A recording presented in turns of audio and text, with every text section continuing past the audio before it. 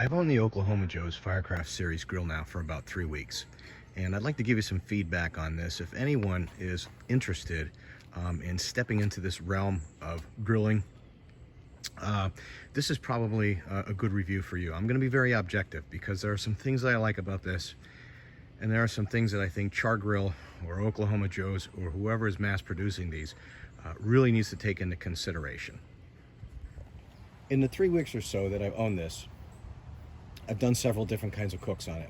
I've done grilled vegetables, I've done kebabs, I've done steaks, I've done chops. It's a muscle memory type experience, whereas the more you use it, the more you get used to its nuances, the more you get used to some of the things that you have to overcome. And what I mean by muscle memory is you're cooking over fire.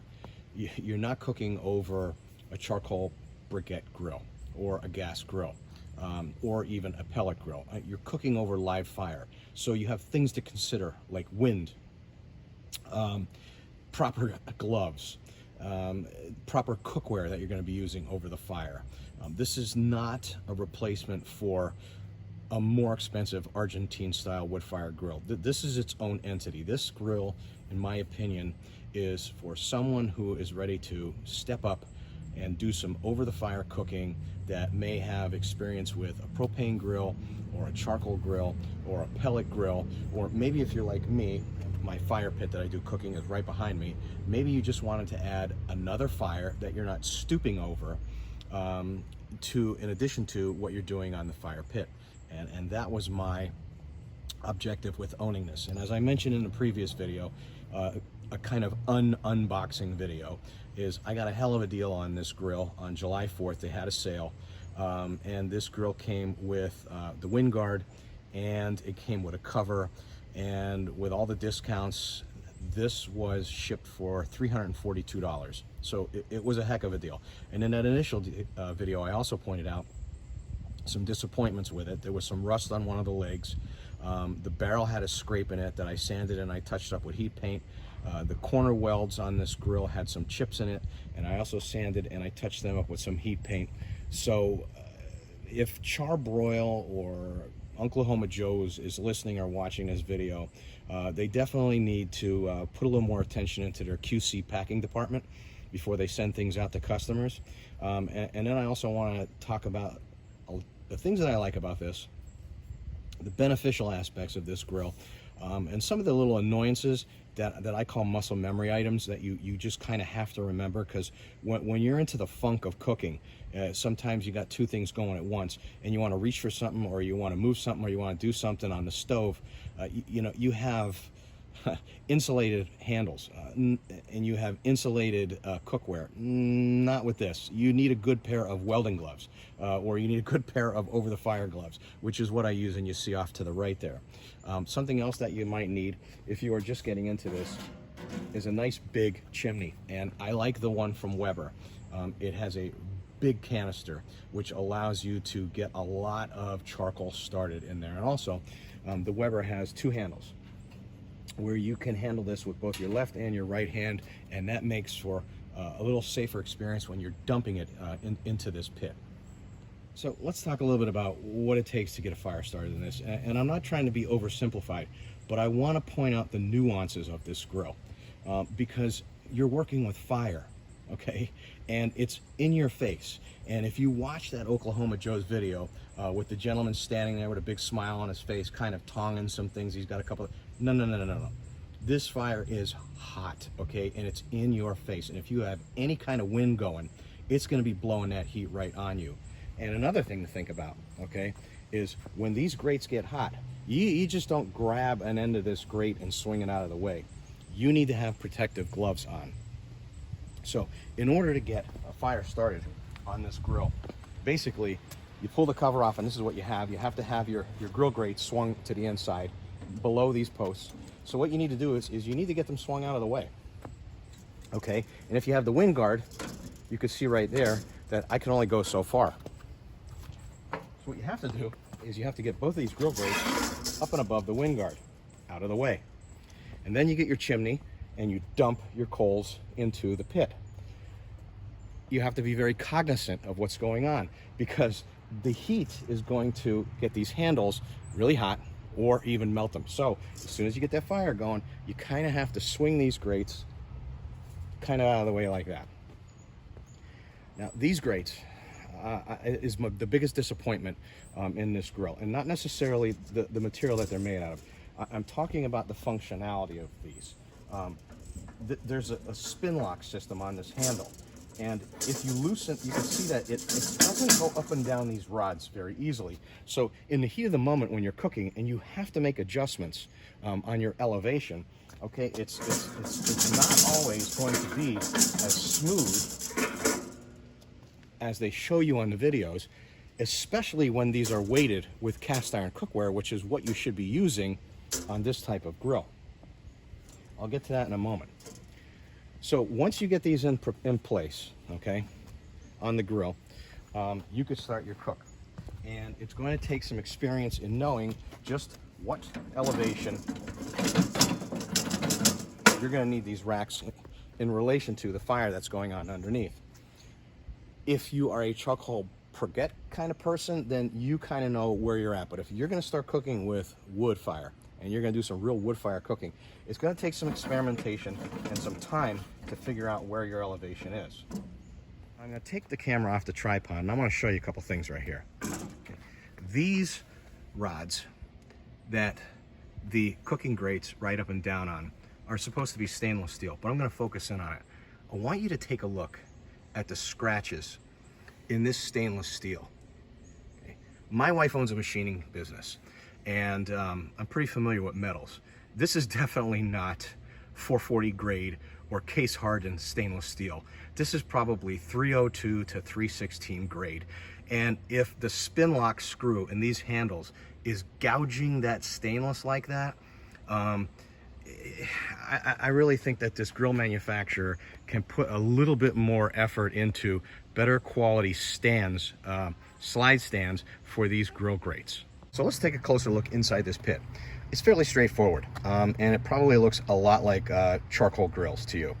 You got your fuel grate on the bottom. It's not stainless. It's probably some kind of a hardened steel. By looking at it right now, I'm probably going to have to replace it in a few years. I'm sure that the parts will be on hand. The brackets that hold it in place are welded in position, so it's pretty robust. The ash pan is right below it, and as I take you down here, I'm going to show you that the ash pan slides out really easy, and it's very easy to remove and just dump in your ash canister. And in this case, I have mine right there. The lower shelf on this grill is extremely robust, and that's where I keep all of my cookwood. I do like it very much. The side shelving on this grill are also very robust. I've had several trays on here, probably totaling about 20 pounds on each side. It did a great job holding them in place. Nothing's loose, nothing's rattling. Really like it. So let's take a look at this wind guard. It's a folding unit. Some might say it's a little flimsy, but again, it's just getting used to it. It lifts straight out, and the ears fold in, so you could lay this flat on the ground, or you could lay it on the shelf underneath if you're not using it for wood like mine.